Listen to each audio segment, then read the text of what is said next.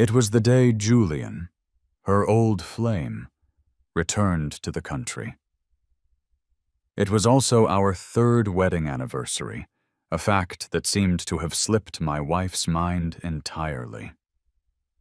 She had ditched our plans to go and comfort him, leaving me in the hollow silence of our oversized house. At the same time, my grandfather, the man who had raised me, was lying in a hospital bed, critically ill.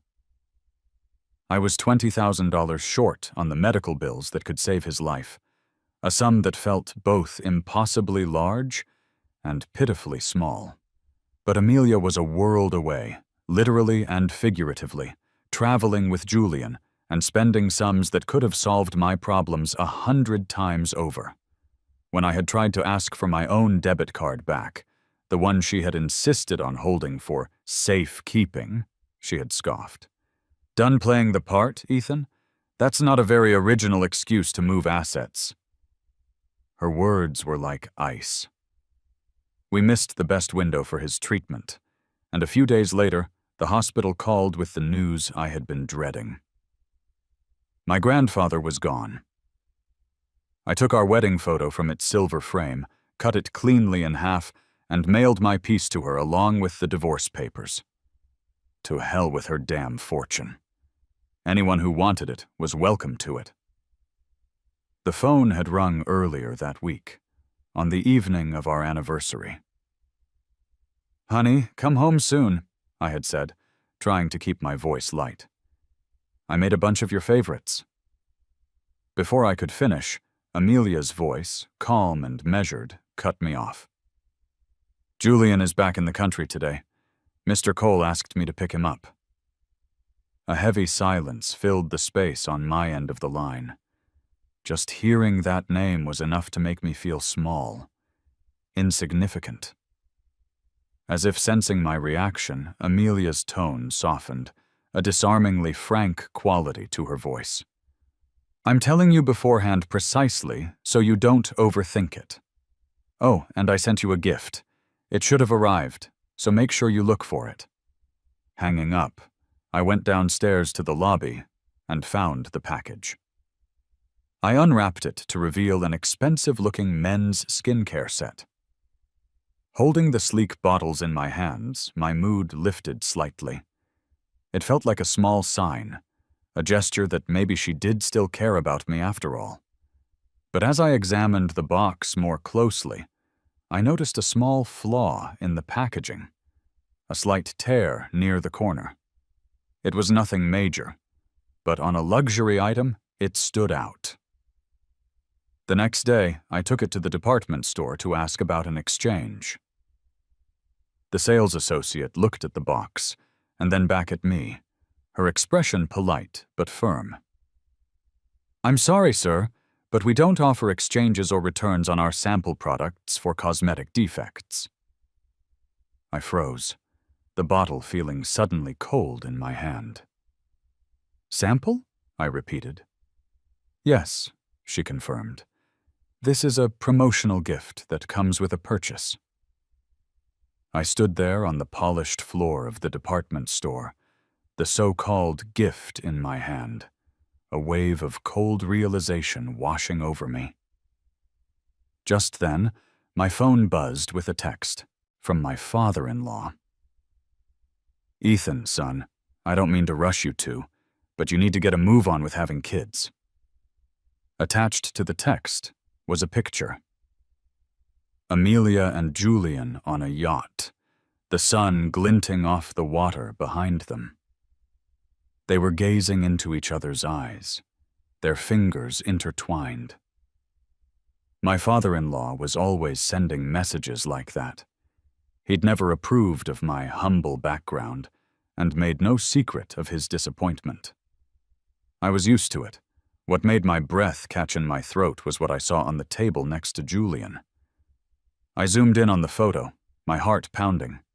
There on the sofa beside him sat the full-sized retail version of the skincare set. And it wasn't just the skincare. There were at least a dozen shopping bags from other luxury brands piled around him. My hands started to tremble as a bottomless, chilling despair washed over me. Amelia hadn't just bought him a gift. She had bought him a mountain of gifts, and the free sample that came along with them was what she had sent to me, her husband, on our anniversary.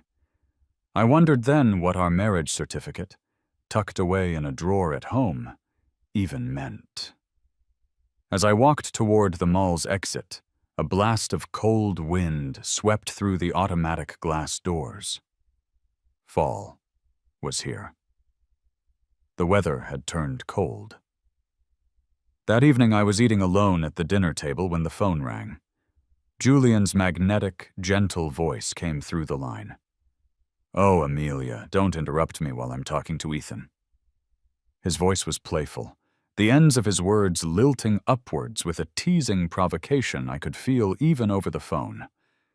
"Ethan, my man, how have you been?" "I'm fine," I said, my voice flat. "Amelia picked me up right after work today. But please don't get the wrong idea," he continued, his cheerful tone now tinged with a hint of performative regret. "I would never get in the way of your relationship. As long as she's happy, that's all that matters. If Amelia's happy, I can finally let go." Realizing his supposed slip, he quickly corrected himself. Sorry, I'm just rambling. Ethan, don't mind me." I sighed silently. She's not happy, I thought. She thinks about you constantly. But out loud, I forced a smile into my voice. "No problem. We're doing great. Welcome back." Suddenly, Amelia snatched the phone. Her voice was stern. "Ethan, don't give Julian a hard time.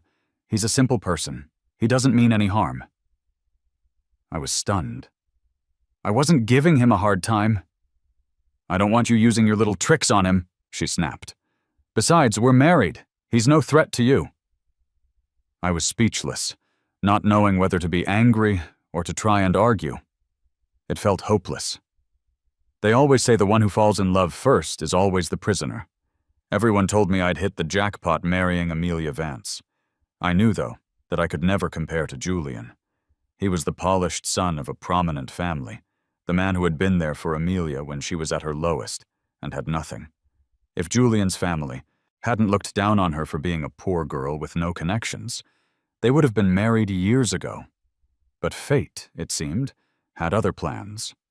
After they broke up, Amelia's company took off, and she soon joined the ranks of the city's elite.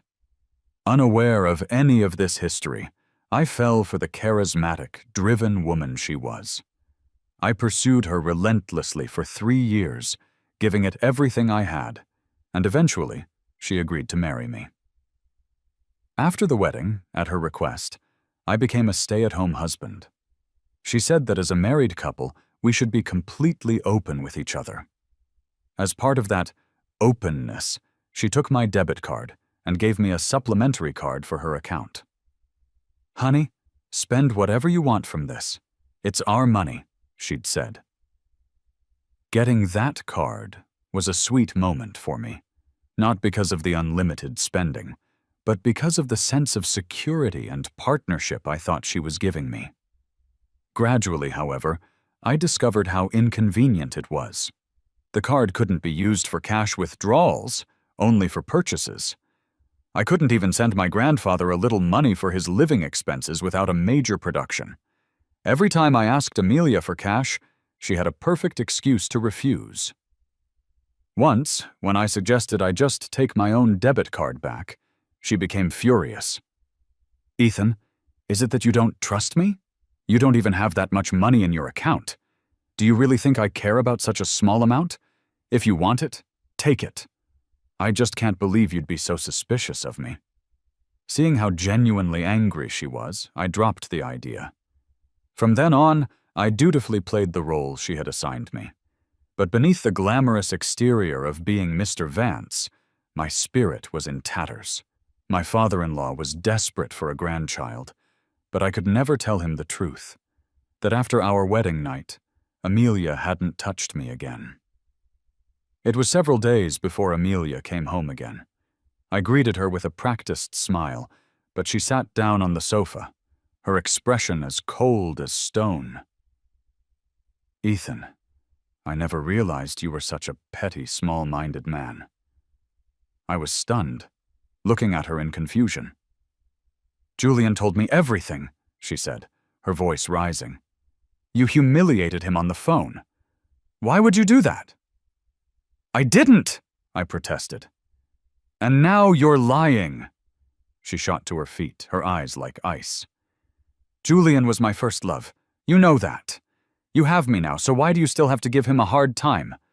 What did he ever do to you to deserve that kind of humiliation? I was trembling with anger, my fists clenched so tight my knuckles turned white. Days of pent-up frustration and hurt finally erupted. Then what did I do wrong, Amelia? You spent our anniversary with him, you sent me the free sample from his gift, and now you come home and accuse me based on his side of the story. My eyes grew red as the resentment poured out. Amelia, who is humiliating who here? I'm from a poor family and I haven't seen much of the world, but that doesn't mean you can insult me with someone else's leftovers. My heart felt like it was seizing up in my chest, but I managed a bitter smile as I looked her up and down. Then again, you were something Julian didn't want back then, so why should I care about a skincare sample? The words were barely out of my mouth before her hands were wrapped tightly around my neck. Ethan, watch your mouth, she hissed, her face inches from mine. Julian and I had to separate, but I'm more than good enough for you. Don't be so ungrateful. You're Mr. Vance now, but that can change at any time. I struggled to breathe, my hands instinctively clawing at hers. A cold smile played on her lips, the tenderness I once saw in her eyes completely gone. Let me make this clear. Julian is back, and I'll be spending most of my time with him from now on. You'd better just stay home and behave. If I find out you're causing trouble for him again, don't expect me to honor our marriage vows. She threw me off, and I stumbled back. She pulled the supplementary card from my wallet. I'm confiscating this for now. When you've thought it over and you're ready to apologize to Julian, I'll give it back once I'm satisfied. That card was my entire lifeline. Without it, I couldn't survive. I lunged for it. You said this was our joint property! Amelia shoved me hard, and I fell to the floor. She stood over me, her contempt undisguised.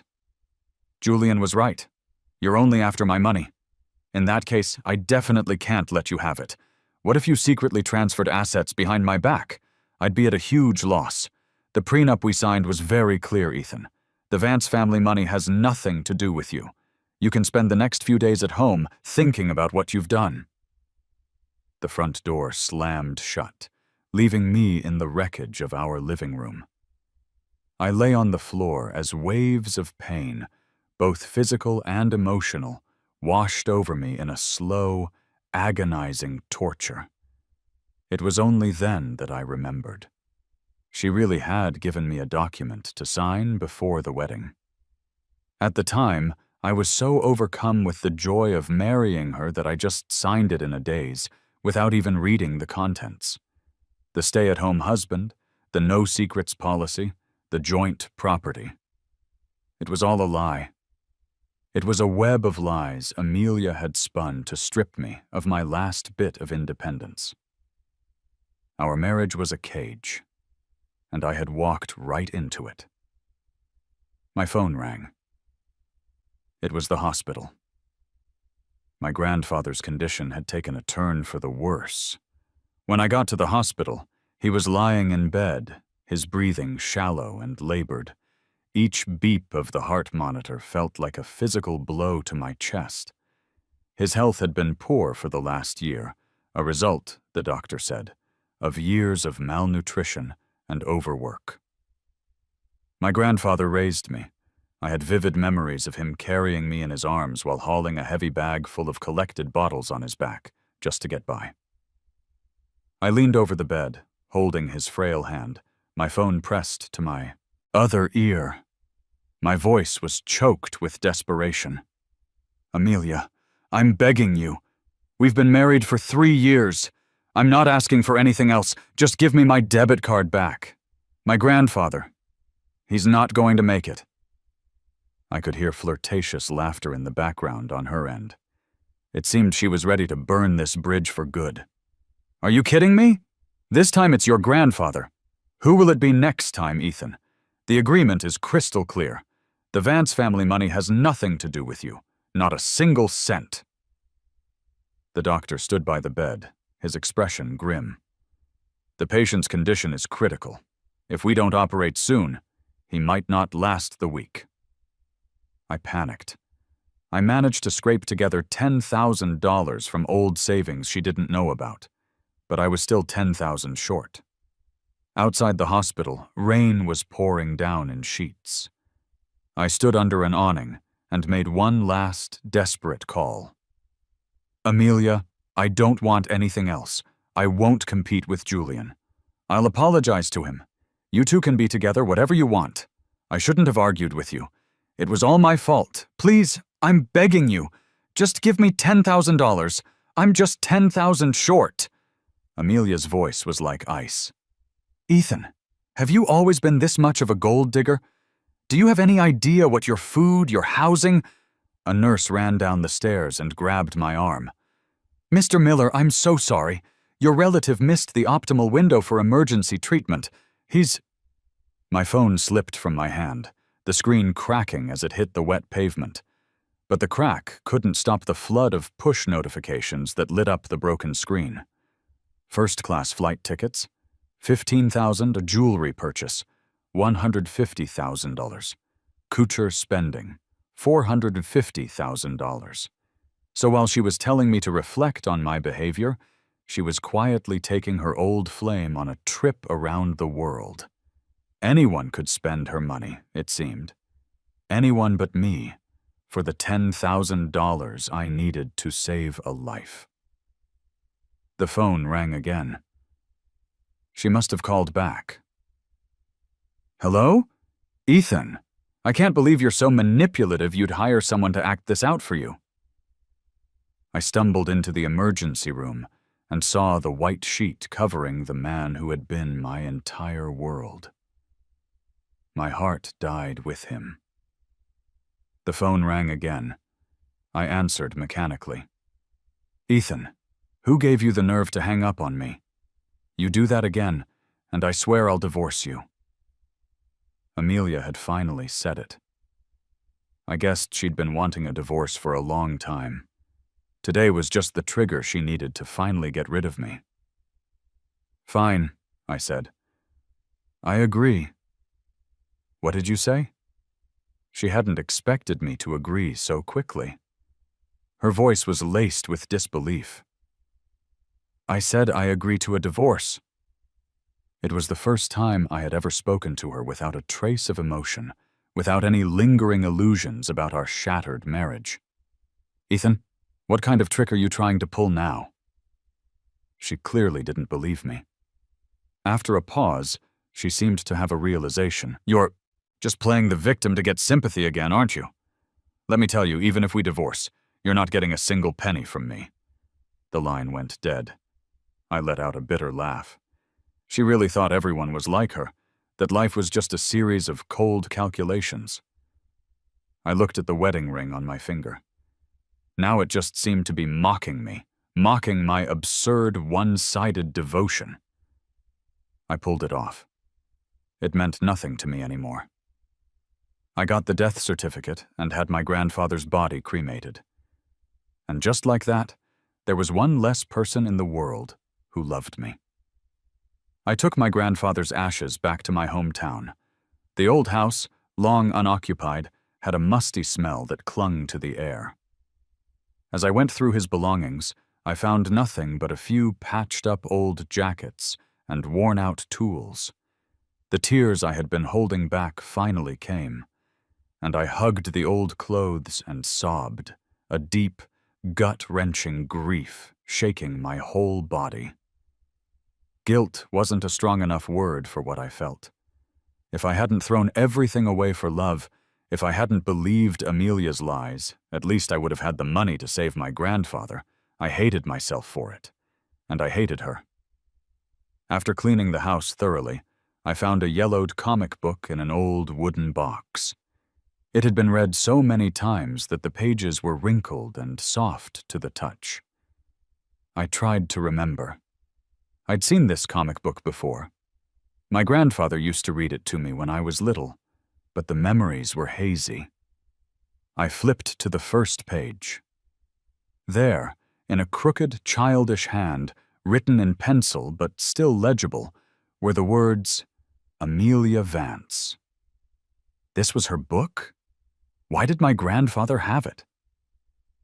I was puzzled, but I quickly put it out of my mind, dismissing it as a strange coincidence.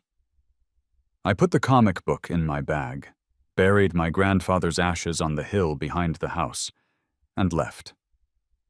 When I returned to the house I had shared with Amelia, the huge space felt empty and cold, lacking any sign of life. I took out our wedding photo. In it, I was beaming, my smile wide and genuine. Amelia had a slight smile on her lips, but her eyes weren't smiling at all. I hadn't noticed it then, blinded by love, but looking at it now, I could see there was no love in her eyes when she looked at me. All this time, I was just a tool for her to heal after Julian had hurt her.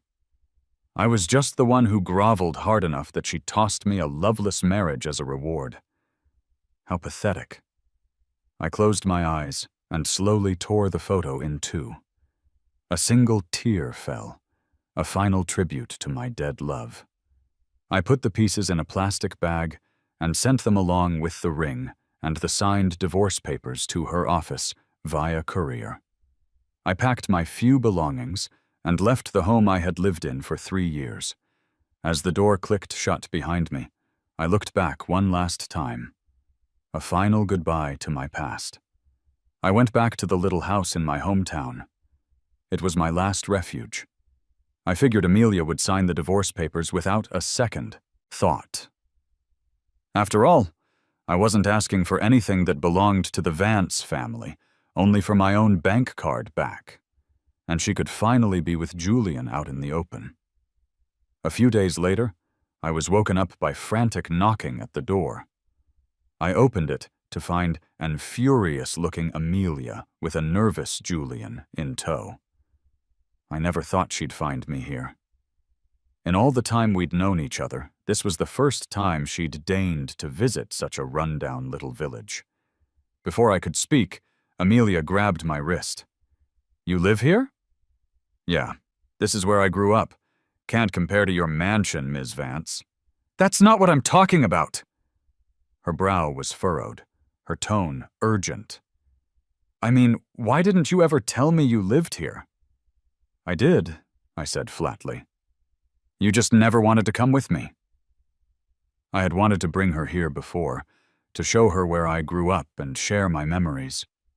But she must have been disgusted by the idea, because she always said she was too busy. Eventually, I stopped asking. A flicker of embarrassment crossed her face before she continued. "Is there a river to the south? And a row of apple trees?" "Amelia," Julian cut her off, taking her arm. "Let's stick to the matter at hand. There are so many bugs here. I think I'm having an allergic reaction." I shot him a dirty look. "If you're afraid of bugs, Mr. Cole, you can wait in the car.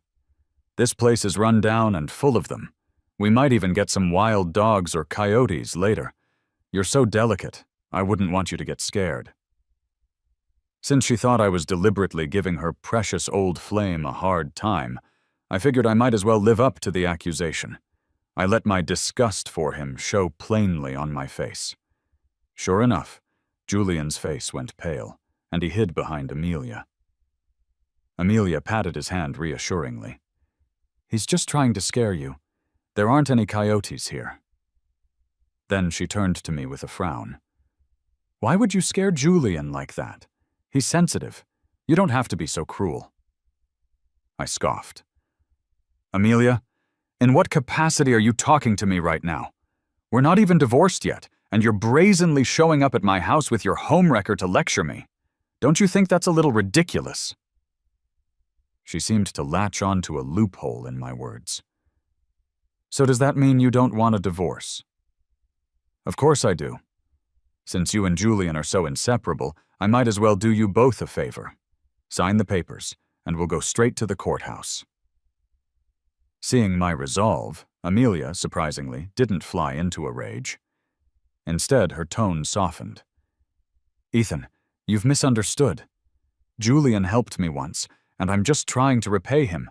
It's actually a coincidence. I was also in— Ah! Julian's shriek cut her off.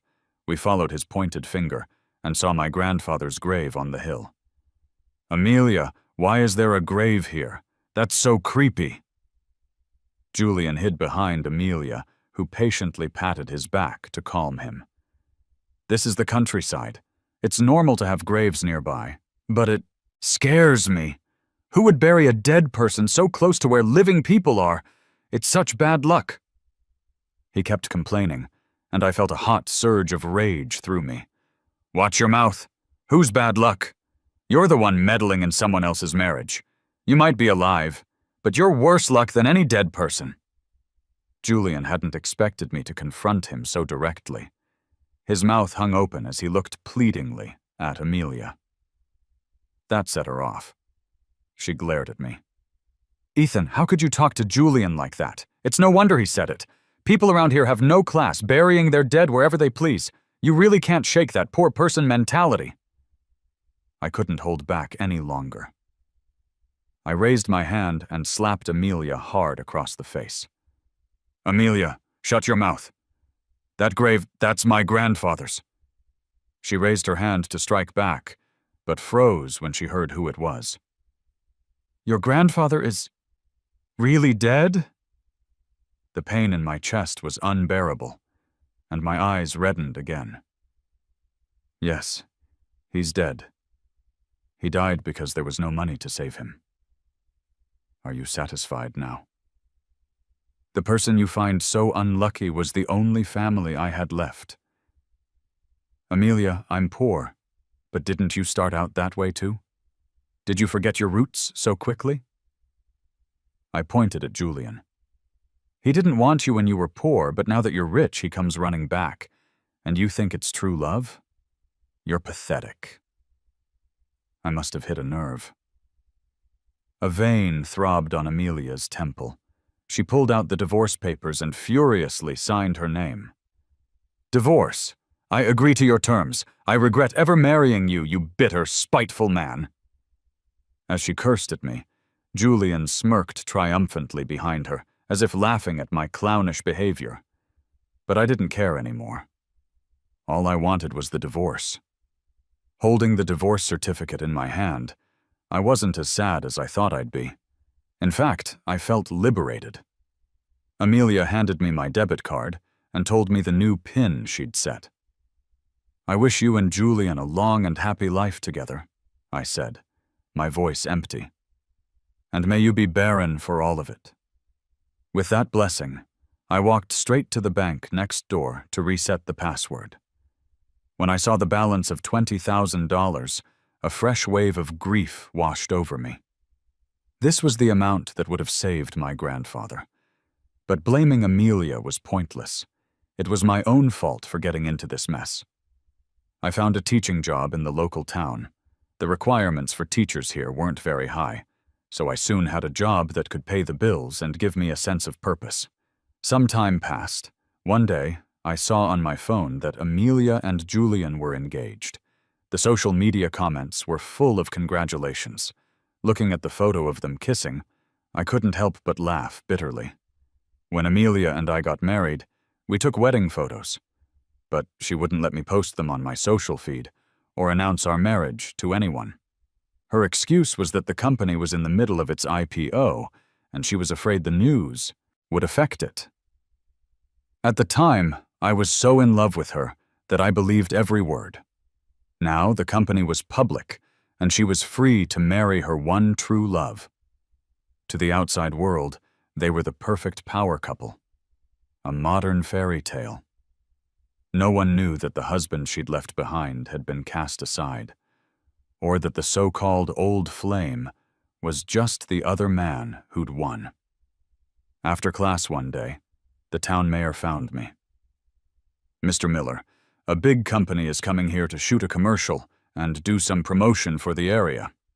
Right here in your village. Because I had come from the city, most people here treated me like I was worldly and sophisticated. He wanted me to act as the host, since nobody here had ever dealt with something so big. I readily agreed. I never expected it would be Amelia's company, or that she and Julian would be the stars. They stood close together, and the villagers who passed by all stopped to stare, whispering praise. Is that the CEO's fiancé? He's so handsome. Look at that suit he's wearing. The material must be really expensive. And that watch on his wrist? Are those diamonds? I watched them with cold, detached eyes. Julian saw me first and walked over, his expensive leather shoes clicking on the dirt path. Ethan, long time no see. His condescending air made me sick, but with so many people watching, I couldn't just ignore him. Long time no see. He stepped closer and whispered in my ear. Amelia and I are getting married next month. I hope you can come to our wedding. He smiled brightly, then waved Amelia over. They stood side by side in front of me. Ethan, I'm sincerely inviting you, Julian said loudly.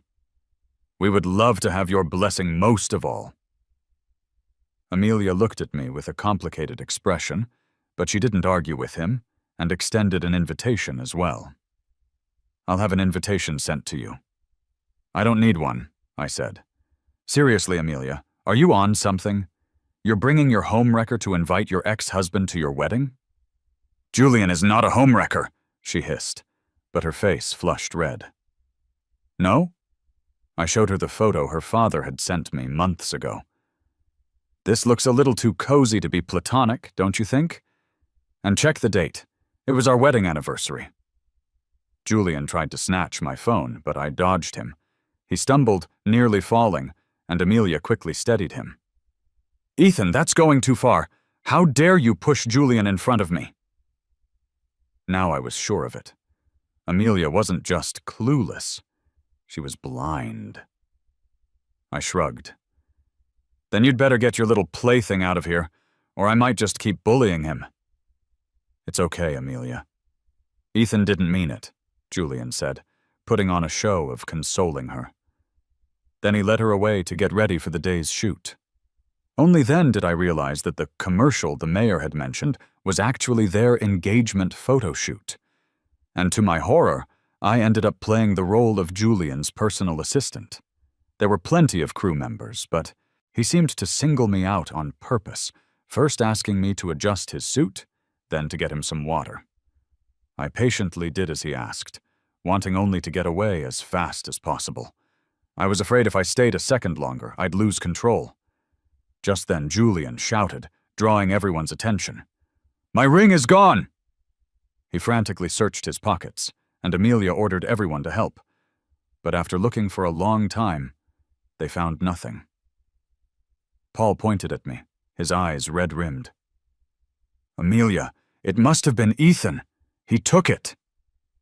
My eyes widened. I couldn't believe it. I didn't take it, I said, my voice steady. Amelia didn't seem to believe it either. Julian, look again carefully. Ethan wouldn't take your ring. Julian pouted. Amelia, you'd rather believe him than me? He was the only one near me. I took the ring off while I was getting my makeup done. If he didn't take it, who else could have? I said I didn't take it. Stop making baseless accusations. Amelia looked from Julian to me, frowning as if she couldn't make up her mind. Julian pressed his advantage. Then do you dare to let me look in your bag? Do you dare let me search you? I wasn't about to indulge his ridiculous demand, so I refused flat out. But the more I refused, the more pitiful he acted, going on and on about how important the ring was to him. Finally, Amelia walked over and tried to grab my bag. Julian has a point. You're such a gold digger. Maybe you did take the ring. Let me check. In your dreams! I clutched the bag tightly, but in her eyes, that was just proof of my guilt.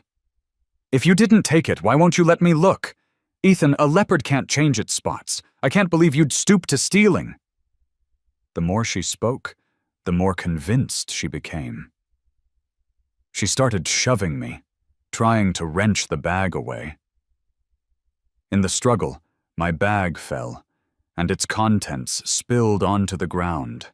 Tissues, my house key, and glasses case, and the old comic book.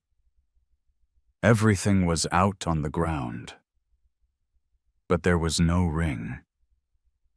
Julian still wasn't satisfied, and kept whispering in Amelia's ear. "Amelia, it's probably on him. I want to search him." He called her name several times, but she didn't respond. She was kneeling on the ground, staring at the comic book. I saw her hand was trembling slightly, and her breathing grew ragged. "Ethan, why is this book in your bag?" Julian tried to take it, but Amelia snatched it away. He could only take her arm and say softly, "Amelia, it's just a beat-up old book. Who cares? Let's go take the photos." But this time, Amelia didn't listen to him. Instead, annoyed by his whining, she snapped, "Shut up!" Julian jumped, startled, and stood to the side, biting his lip. Amelia looked up at me, her eyes searching. "Tell me, how do you have this book?" Her name was written in it, so it was technically hers. I couldn't refuse to give it back. "My grandfather gave it to me. Since it's yours, you can have it. Don't say I didn't return it on purpose." "Impossible!" Her voice suddenly shot up, startling me. Before I could react, she grabbed my shoulders. "Where is your grandfather? I need to see him." Her question reopened a raw wound. I pushed her hands away. "Are you insane? I already told you my grandfather is dead. He's dead because you wouldn't give me the money for his treatment." Amelia staggered back a few steps. When she looked up again, her eyes were completely red. "Do you have a picture of him? A photo on his tombstone? Take me to see it." I had never seen her like this before. Without thinking, I led her to my grandfather's grave. Amelia leaned in close, staring intently at the small, faded photo on the headstone. She slowly closed her eyes, as if trying to recall something from a distant past. When she opened them again, they were bloodshot. "Ethan, is there a river to the south?" "There was," I said quietly. "But a kid drowned there once, and the water wasn't clean, so they filled it in later." Hearing my answer, Amelia seemed to deflate. She sank to the ground in front of the grave, grabbing her hair and letting out a tortured cry. "No, it's not possible. It can't be." She suddenly shot up and went to Julian, shaking him violently. "You said you were the one who saved me, didn't you? Then why does Ethan have this comic book?" Julian was stunned, stammering, unable to form a coherent sentence.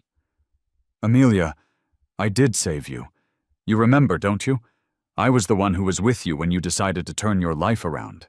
You said I was your savior, didn't you?" Amelia froze. She looked at me, at the headstone, then back at Julian, shaking her head and muttering, "Wrong. It was all wrong." Suddenly, she crouched on the ground, buried her head in her hands, and began to sob uncontrollably, as if releasing years of pent-up emotion. "Ethan, I had the wrong person."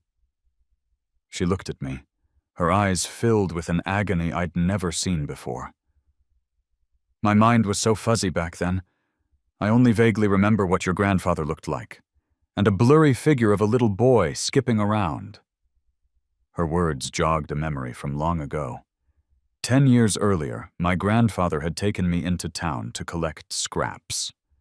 On our way back, we saw a little girl struggling in the river with an unconscious woman beside her. My grandfather pulled them out and performed first aid. The woman quickly came to. After they were out of danger, I ran home to get them some food and blankets. So when Amelia woke up, she only saw my grandfather, and the skipping boy was me. They had left in a hurry, grabbing a backpack from the riverbank. The comic book must have fallen out. It was just a small incident, but I never would have imagined that the people my grandfather saved that day were Amelia and her mother. Her father's medical bills had bankrupted the family, but he died anyway. With no money left, her mother had decided to end her life, bringing Amelia to this remote village to drown themselves. She thought no one would ever find them. But my grandfather happened to be there. Paul, who also lived in their wealthy neighborhood, appeared in her life shortly after, and in her grief and confusion, she naturally assumed he was her savior. A strange sense of irony washed over me, followed by a wave of endless bitterness. "I'm so sorry, Ethan," she cried. "I'm so sorry to you and to your grandfather. I didn't know. My mother never told me what happened. I never knew who really saved me." She kept apologizing, confessing her guilt. "It's too late, Amelia," I said, my voice hollow. "My grandfather is already dead. I begged you for the money to save him, but you didn't believe me." "No!" She pounded her fists against her head. "I thought you were lying to me." "I didn't know it was him who saved me." "Of course you didn't know," I said, the grief in my heart turning numb. "Because in all the time we were together, you never once came home with me. You never even met my grandfather. Amelia, deep down, you always looked down on me. And you never loved me." "No, Ethan, don't say that. I just had the wrong person." She stood up and pointed fiercely at Julian. "It was him! He's the one who lied to me." Julian backed away. "You're the one who assumed. I just went along with it. I never explicitly said it was me. It was all your own wishful thinking." Now I understood. Paul knew he wasn't her savior, but he had happily accepted all the perks that came with the title. Amelia's hand struck his face with a loud crack. "How could you be so vicious? If you didn't save me, why didn't you tell me? I was so poor back then, I truly thought you were my salvation. I treated you like a hero. This was all your doing. You told me Ethan was bullying you, that he was after my money, that he was lying to me. It was all you." Faced with her accusations, Paul didn't seem to think he'd done anything wrong. "You believed everything I said. How is that my fault? You have no judgment of your own. You did whatever I said, and now you're blaming me? Amelia, you're the one with the inferiority complex. Do you even love me? You just wanted to conquer me, to show off your money and status. You're no saint either." Watching them tear each other apart, I could only laugh. This was the man Amelia had obsessed over for years. This was the simple, kind man she always talked about. After they left, I had a few days of peace. The whole affair made me realize something. Poverty itself isn't the issue, but it can make sensitive children feel deeply insecure. In this poor village, what was needed most was education. I traveled around, lobbying the local government and the education board to pay more attention to rural education. When the first round of funding came through, the children got new desks, a playground, and the same standard textbooks as the kids in the city. After hearing about the project, kind-hearted people from all over started to donate. The foundation for a new school was laid. When it was completed, I would be its principal, leading the children of this village toward a brighter future. One night, a story hit the headlines. Vance Group CEO murders fiancé. After their trip, Julian had secretly transferred a huge amount of Amelia's assets, nearly bankrupting her company. Amelia had been planning to break up with him, but when she discovered the theft, they got into a violent fight, and she killed him.